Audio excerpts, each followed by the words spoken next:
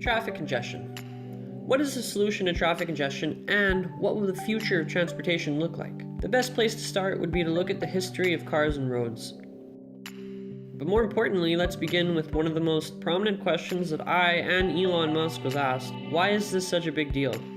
Why should I care? Aren't there bigger issues in the world today? Well, yes, there are. However, my biggest frustration with the issue is we deem our society so advanced, so intelligent and innovative, yet we have not put any educated thoughts into the one thing that is inevitable in all of our lives, which is transportation. For those who do not need to commute very far each day, this may not be seen as a big issue. However, there are places in the world, like Los Angeles for example, where some people spend up to 2 weeks of their lives each year sitting motionless in traffic. So where did it all begin? When North America entered the Industrial Revolution era, this started two very important things: the 9-to-5 workday and the introduction of faster machinery, for example, cars. People needed to get to work faster, and they were all trying to get there at the same exact time. This resulted in more cars, which resulted in a need for more roadways, larger roadways, and eventually urban planning. However, I want to look back even further than this. I want to look at roadways for the vehicles we built, and why we decided that this was the best solution. I guess we didn't really decide this. There were simply no other options available. Cars were seen as the greatest invention known to man, and roads were the best way in which we could use this amazing innovative invention. But enter the hypothetical with me just for 1 second and consider, had we waited just a few more years, science would further develop and better modes of transportation could be the pioneering form in our society. Imagine how different the world would be. Think about how different our lives would be without cars in them at all, just for 1 second.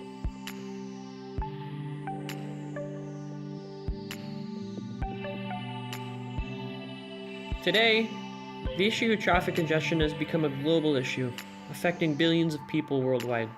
People simply can no longer get into their cars and just go from point A to point B. They need to rely on apps to find the least congested route, consider other means of transportation, or they just don't go at all. INRIX is an independent company based in California, United States, that studies and calculates traffic congestion in the world, and each year they produce a report. This report highlights the most congested cities, congestion decrease or increase in percentage, among other things. The most congested city worldwide right now is the city of Los Angeles in the United States. There are many different reasons for this. However, for the sake of time, we will look at the two leading reasons that mathematicians, traffic analysts, and urban planners have been discussing for years: landmass and the phantom traffic theory. So first of all, landmass contributes greatly to a city's traffic problem because more land equals more need for vehicle transportation. Secondly, the phantom traffic theory. This theory states that commuters, typically on a highway, will cause congestion out of thin air. How? Simply by following too close. When driver A brakes for whatever reason on the roadway, if driver B is following too close, he or she is forced to brake as well, which causes driver C, D, E, etc. to brake, causing a phantom traffic jam. Biologist and science writer R.C. Lewontin puts it best in his book, Biology as Ideology, which is, how do people want to live, and how are they to arrange that they live that way?